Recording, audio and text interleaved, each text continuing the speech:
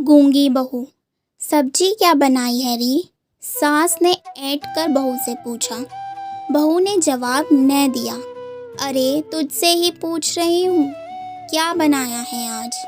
बहू बिना जवाब दिए अंदर किचन में गई और थोड़ी देर बाद एक थाल में रोटी, सलाद और सास की पसंदीदा बैंगन की सब्जी परोसकर सास के कमरे में सास के सामने रख आई।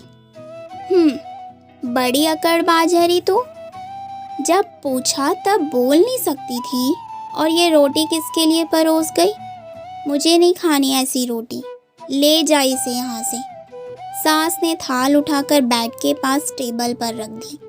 बहू ने सब देखा मगर कुछ कहे बिना दूसरी थाल लाकर खाने को ढक दिया। दोपहर गुजरी, शाम आई।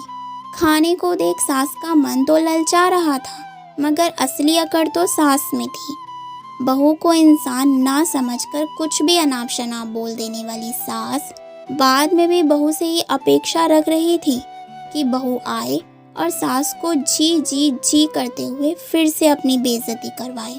लेकिन इस बार बहू ने तय कर लिया था, अब वह एक चुप रहकर अपने फर्ज निभाएगी और चाहे कुछ भी हो लेकिन मुंह नहीं खोलेगी।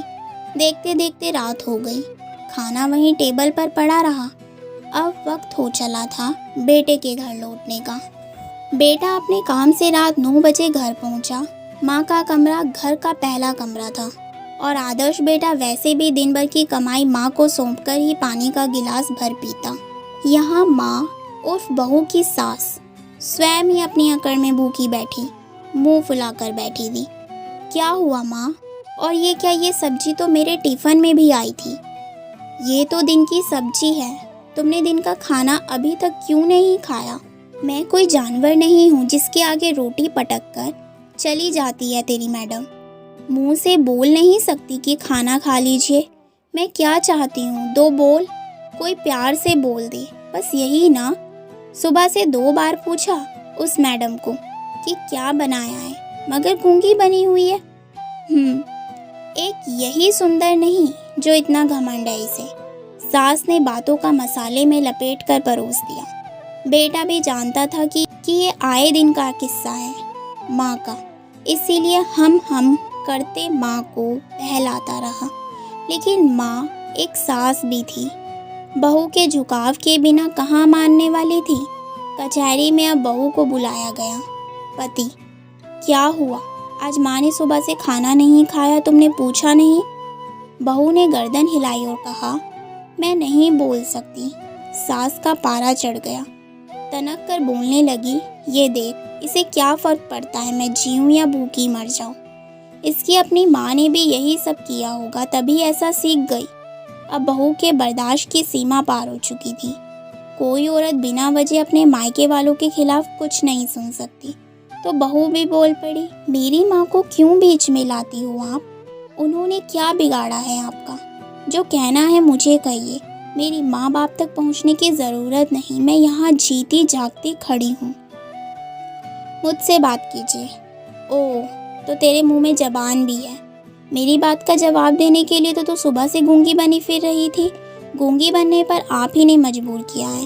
कल शाम आप पड़ोसियों से क्या झूठी शिकायत कर रही थी मेरी। घर की साफ सफाई नहीं करती, मेरे रिश्तेदारों को नहीं पूछती। अभी तक कोई बच्चा भी नहीं हुआ इसे, न जाने कौन सी बीमारी है। मायके वालों ने भी फ्री फंड में भेज दी, ना दान ना दहेज कोई। कब नहीं पूछा मैंने आपके रिश्तेदारों को? शादी को 1.5 साल ही बीता है, लेकिन साल से ऊपर तक तो आपके रिश्तेदार यहीं आते जाते रहते थे। मेरे अकेले के आराम के लिए ही कोई जगह ना होती थी घर में। उन्हें अपना कमरा तक सौंप देती थी मैं। अब जब मेहमान इतने दिन, महीने, साल तक आते जाते रहेंगे और हम पति पत्नी को आप अलग अलग कमरों में रहना पड़ेगा, तो कहाँ से गोद भरेगी मेरी? और रही बात दहेज की, तो आपने जिन बिचौलियों को बीच में डालकर पीछे पड़ पड़ कर मेरा हाथ मांगा था अपने बेटे के लिए, मेरी जिस सुंदरता पर मोहित हुई थी आप शादी से पहले, आज वही सुंदरता आपको चुभती है। घमंडी लगती हूँ मैं आपको। आपके उन बिचौलियों से पूछिए, उन्हीं ने कहा था कि आपके वचन है कि मेरे घर में सामान की जगह नहीं, इसीलिए कोई दहेज ना दे, बस बेटी सौंप दे। तो भी मेरे घर वालों ने मेरे लिए लाखों की फिक्स डिपॉजिट करवाई है।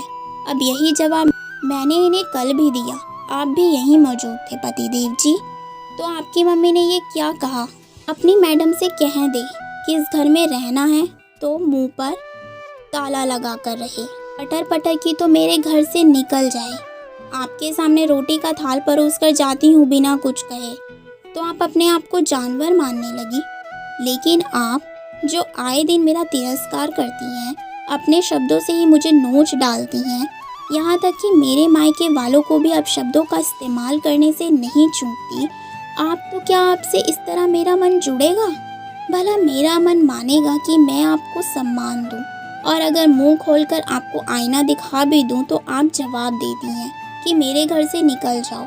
मैं कब तक अपनी बेइज्जती करवाती रहूँगी? अब बस, अब मैं अपने फ़र्ज़ चुपचाप निभाऊंगी, लेकिन आपसे मेलजोल या वार्तालाप नहीं करूँगी। आपको मुंह पर ताला लगाकर रहने वाली बहू चाहिए ना, तो अब से मैं गूंगी बहू ही बनकर रहूँगी। यही मेरे आत्मसम्मान के लिए अच्छा होगा।